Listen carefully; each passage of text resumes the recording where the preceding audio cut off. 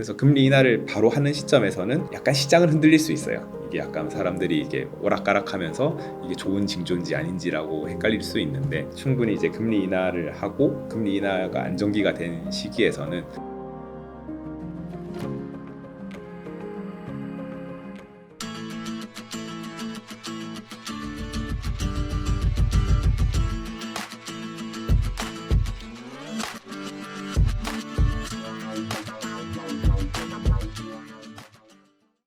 공통점도 있고 차이점도 있다고 좀 생각이 드는데요.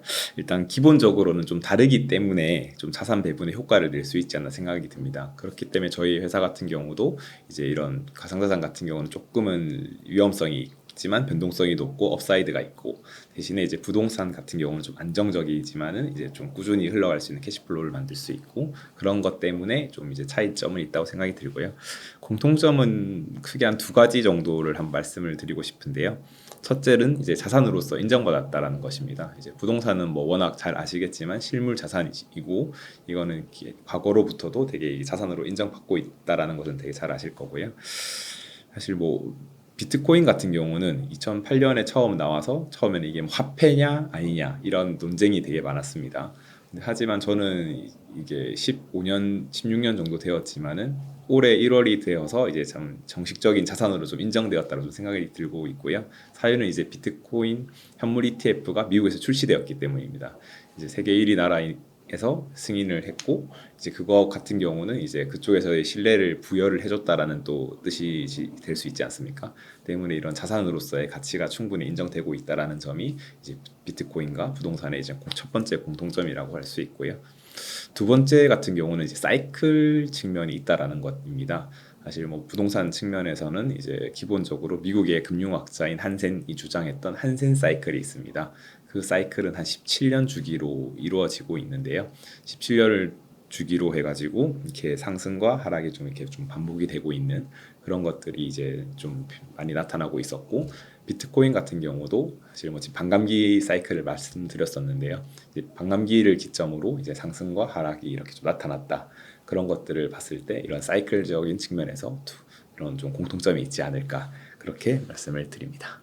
간단히 보면 현물 ETF 같은 경우는 실질적인 이런 현물이라는 기초 자산을 가지고 있어야지 좀 거래를 할 수 있다라고 이제 보시면 되고요. 그래서 실질적으로 이거를 ETF를 사기 위해서 현물을 가지고 있어야 된다라는 점이 좀 다른 점이고요. 선물 같은 경우는 이제 미래의 가격을 예측해서 이제 하는 것이기 때문에, 미래에 내가 이 코인 그 비트코인을 가지고 있지 않더라도 미래에 이 가격이 이렇게 될 것인지 또는 이렇게 될 것인지에 따라서 이제 이렇게 베팅을 하는 것이기 때문에 그 차이가 있다고 보면 됩니다. 그래서 현물 ETF가 중요한 이유는 실제로 자산을 사야 되기 때문에 좀 더 중요하고, 그게 이제 수요로서 작용이 된다라고 말씀을 드릴 수 있겠죠. 아직까지는 과거만큼 많지는 않았던 것 같지만 이제 점점 나타나고 있고, 왜냐면 아직까지 이제 본격적인 사이클이 오진 않았다고 좀 생각이 들고 있거든요. 근데 이제 그런 분들이 이제 그렇게 하는 거는 어찌 보면 합리적인 의사 선택인 것 같아요. 왜냐하면은 뭐 사람들이 이제 투자를 하면서 결국에는 수익성 측면도 중요하지만 리스크 관리도 되게 중요하거든요. 그래서 이제 뭐 코인으로 수익을 벌고 이제 조금 안정적인 부동산으로 가는 것은 이제 사람들의 심리 측면에서도 당연히 작용하는 것이라고 좀 생각이 들고요. 그래서 이제 기본적으로 투자를 할 때도 뭐 부동산, 뭐 채권, 주식, 가상자산 이렇게 포트폴리오를 나누는 이유가 자산 배분의 당연한 뭐 스킬 중 하나이지 않습니까? 그리고 만약에 예를 들어서 코인으로 돈을 많이 벌어서 부동산을 살 정도면은 뭐 단순히 뭐 몇백만 원, 몇천만 원 벌어서 된 게 아니고 거의 한 수십억, 수백억 이상을 벌었기 때문에 그렇게 가는 것으로 보이는데요. 이게 금액이 클수록 되게 그 플러스 마이너스에 따른 심리도 되게 많이 작용을 한다라고 생각을 해요. 예를 들어서 100만 원을 굴리는데 마이너스 20%다. 그러면은 뭐 20만 원 정도 이런 거밖에 안 되는데, 예를 들어 제가 돈을 많이 벌어서 100억을 굴리고 있다. 근데 마이너스 20%면 20억이 날아가는 거지 않습니까? 예, 그런 거를 봤을 때 비트코인은 약간 변동성이 크기 때문에 그런 자산에 조금은 뭐 묻어두는 것보다는 오히려 이제 부동산은 그 변동성은 좀 낮지만은 사이즈 자체가 크지 않습니까? 그래서 이제 그런 쪽에다 좀 투자 수익을 이렇게 좀 묻어두는 형태로 약간 좀 많이 트렌드가 생겼지 않나라는 생각을 듭니다. 어려운 측면 중 하나라고 생각을 하는데요. 사실은 이제 국내 부동산 시장도 지금은 어렵고, 사실 글로벌 부동산 시장도 되게 어려운 상황이에요. 중국 같은 경우만 해도 이제 헝다 그룹이 이제 이제 파산 명령까지 떨어졌고, 미국 같은 경우도 이제 너무 그 고금리 기조로 인해 가지고 보통 이제 부동산을 살 땐 대출을 껴서 사지 않습니까? 그 대출을 이제 감당할 수 없는 약간 그런 정도의 위협까지 많이 올라와 가지고 이제 상업용 부동산에 대한 위기론도 되게 많이 터지고 있어요. 그래서 이제 그런 이런 부동산 시장은 지금은 말씀하신 대로 되게 좀 어려운 시장이지만은, 그래서 뭐 주변에 이제 부동산 업계에 있는 분들을 봤을 때는 향후 한 국내를 봤을 때 한 1, 2년 정도는 어렵지 않겠나라고 생각을 하는데, 사실 그런 건 또 반면에 1, 2년 정도 좀 버티고 그때가 되면은 좀 더 이제 저가에 또 매수할 수 있는 기회가 올 수도 있다라고 생각을 하거든요. 그래서 이제 뭐 사이클이라는 것이 있기 때문에 그런 거를 좀 잘 판단하고 고려하면서 좀 투자에 임하면 좋지 않을까 생각하고 있습니다. 일단 뭐 저는 기본적으로 가치와 가격을 잘 분석해야 된다. 그리고 그걸 비교해 봐야 된다고 좀 생각을 하고 있는데요. 이게 가치가 되게 높다 생각하지만 가격이 낮을 수도 있고, 가치가 낮지만 이제 높은 가격에 거래되는 경우가 많이 있을 수는 있습니다. 그래서 이러한 부분을 좀 잘 고민하면서 좀 투자에 임해야 될 것 같고, 그렇게 어떻게 봐야 되냐 했을 때는 이제 시장의 흐름, 산업의 흐름 또는 경제의 흐름, 그리고 이런 사이클 등을 잘 분석하고 이제 좀 임하면은 그거에 대한 확률을 좀 높일 수 있다라고 말씀을 드리고요. 그리고 비트코인 가격이 지금 9천만 원에서 뭐 1억까지 가까이 돼가지고 되게 높다라고 생각이 드는데, 사실 비트코인은 한 개 단위로 거래하는 건 아니거든요. 이제 뭐 예를 들어 뭐 비트코인 같은 경우는 1억 분의 1개까지로 쪼개어지고 그 1억 분의 1개를 사토시라고 표현을 하는데, 보통 거래소에서는 5천 원 이상으로만 뭐 해도 거래를 하고 할 수 있어요. 그래서 때문에 이제 그런 너무 가격적인 측면에서만 너무 부담감을 가지는 거는 뭐 굳이 뭐 도움은 안 될 수도 있다라고 좀 많이 드리고 말씀을 드리고, 오히려 저는 좀 시가총액 측면에서 좀 많이 검토를 좀 해봐야 된다라고 생각이 들고 있습니다. 비트코인 같은 경우는 이제 전체 가상자산 시장에서 한 3,300조 정도 되는 시장에서 한 1,700억 조 원 정도를 차지하면서 이제 한 55% 정도의 비중을 차지하고 있는데요. 사실 비트코인 같은 경우가 전 세계 그 자산 시장에서 시가총액 순위를 따졌을 때 지금 9위 정도가 됩니다. 1위가 금인데요. 금 같은 경우는 이제 시가총액이 한 2경 1,600조 원 정도가 되고요. 두 번째 마이크로소프트 같은 경우가 이제 시가총액 한 4천조 원 정도가 됩니다. 비트코인은 말씀드렸지만 한 1,700조 원 정도가 되고요.